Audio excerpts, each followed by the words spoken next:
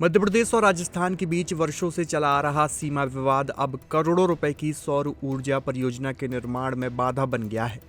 मंदसौर जिले की सुवासरा तहसील के ग्राम रामनगर और धनवाड़ा में करीब 130 हेक्टेयर शासकीय भूमि पर प्रस्तावित सोलर प्लांट का काम भूमि के स्वामित्व को लेकर दोनों राज्यों के दावों के कारण रुका हुआ है। विवाद का मामला अब सुप्रीम कोर्ट पहुंच चुका है और परियोजना का भविष्य न्यायालय के फैसले पर टिका हुआ है। मध्य प्रदेश सरकार ने रामनगर और धनवाड़ा की करीब 130 हेक्टेयर शासकीय भूमि एक निजी कंपनी को सोलर प्लांट स्थापित करने के लिए आवंटित की थी।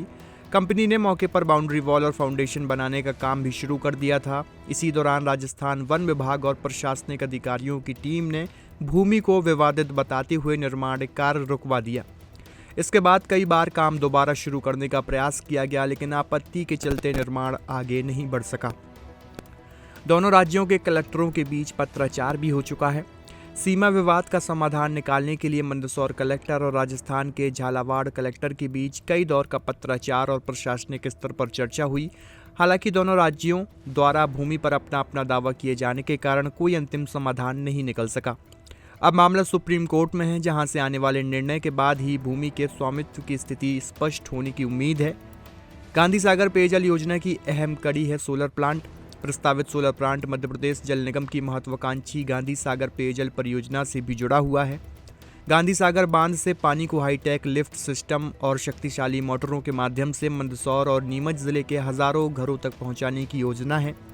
इसके संचालन के लिए बड़ी मात्रा में बिजली की आवश्यकता होती है। इसी कारण परियोजना को हाइड्रो पावर के लिए भी प्रस्तावित सोलर प्लांट से जोड़ने की योजना बनाई गई है। अब दोनों राज्यों के बीच विवादित भूमि की स्थिति सुप्रीम कोर्ट के अंतिम निर्णय के बाद ही स्पष्ट होने की उम्मीद है।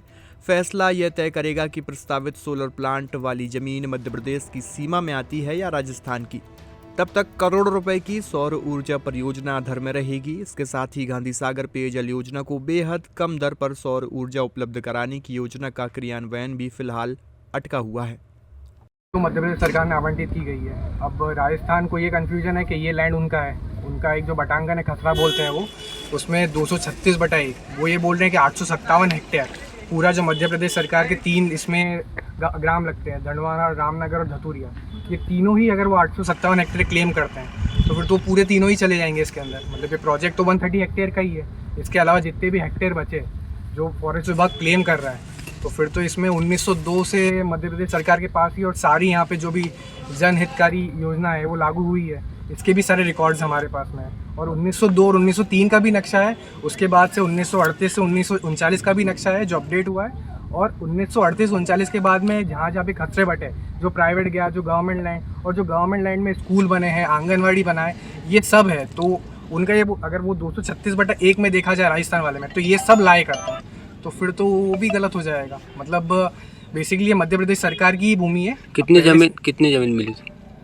सोलर प्लांट के लिए तो 130 हेक्टेयर मिली थी, और जो वो क्लेम कर रहे हैं मध्य प्रदेश की बाउंड्री के अंदर वो 857 हेक्टेयर है। तो ये विवाद कर रहा है बार बार, क्या बैठ के समझौता नहीं हो रहा इसमें? अब वो बैठ के समझौता नहीं हो पा रहा है इसमें। मतलब वो फॉरेस्ट लैंड क्लेम कर रहे हैं, इसको अगर रिजर्व फॉरेस्ट लैंड भी क्लेम करते हैं तो फिर वो तो पॉसिबिलिटी है ही नहीं, क्योंकि रिजर्व फॉरेस्ट के रूल्स में ही है कि वहाँ पे मतलब एक तीली गाड़ने के पहले भी आपको फॉरेस्ट की परमिशन लेनी पड़ती है। तो मध्य प्रदेश सरकार तो यहाँ पे 1902 से इस्टेब्लिश्ड है। सर, हल क्या निकलेगा इसका? एट लास्ट में अगर ये सुप्रीम कोर्ट में केस गया है, फाइनल डिसीजन जो भी सुप्रीम कोर्ट का होगा, बाकी हल तो यही निकलना चाहिए, क्योंकि 100% हमारे पास रिकॉर्ड्स हैं इसके। तो हल तो यही निकलेगा कि मध्य प्रदेश सरकार की भूमि रहेगी। सर, जब तक काम बंद रहेगा या चालू रहेगा? अभी तो काम चालू ही रहेगा। ठीक है। सिंहपुर और हमारे पड़ोसी पंचायत धापल देवल के जो मध्य, 2 राज्यों के मध्य की जो भूमि है, इसमें जो सोलर प्लांट जो कंपनी दिल्ली बिल्डकॉन के द्वारा और बोर्ड जल निगम के द्वारा जो कार्य किया जा रहा है, इसके संबंध में सुप्रीम कोर्ट ने अपने जिस प्रमाणीकरण के लिए जो समय की अवधि दी है, वहाँ तक काम बंद करने के लिए हमको तामील प्रस्तावित करने को कहा गया था। तो आज हम यहाँ के जो कंपनी के हेड है सुनील जी, और जल निगम के जो हमारे माननीय शुभ नाम अली जी, इनको हमने रिसीव करवा दी है। इसी संबंध में आए थे। ये भूमि किसकी है? भूमि विवादित है सर। विवाद ना तो भूमि आज मध्य प्रदेश की ना राजस्थान की, भूमि विवादित है। इस पे जिसका फैसला आएगा कोर्ट का, सुप्रीम कोर्ट की अनुपालना सभी को करनी, चाहे आप हो या हम। लेकिन इनको तो ज़मीन मिल चुकी ना? तो ज़मीन मिल चुकी, तो ये जो साक्ष्य है इसके कोर्ट में पेश करेंगे। नर्मदा केयर अस्पताल छतरपुर का एकमात्र सर्व सुविधा युक्त अस्पताल जहां 24 घंटे मिलती है आपातकालीन और नियमित चिकित्सा सेवाएं। कुशल और अनुभवी डॉक्टरों की सबसे बड़ी टीम जो करती है आपकी कंप्लीट केयर। क्रिटिकल केयर के लिए सबसे आधुनिक आईसीयू वार्ड जिसमें उपलब्ध है ventilator, ECG, TMT, echo, ultrasonography, CT scan, X ray, phototherapy, dialysis और पैथोलॉजी की संपूर्ण सुविधा। मानवीय चिकित्सा मूल्यों पर आधारित सभी प्रकार के ऑपरेशन का लाभ पाएं।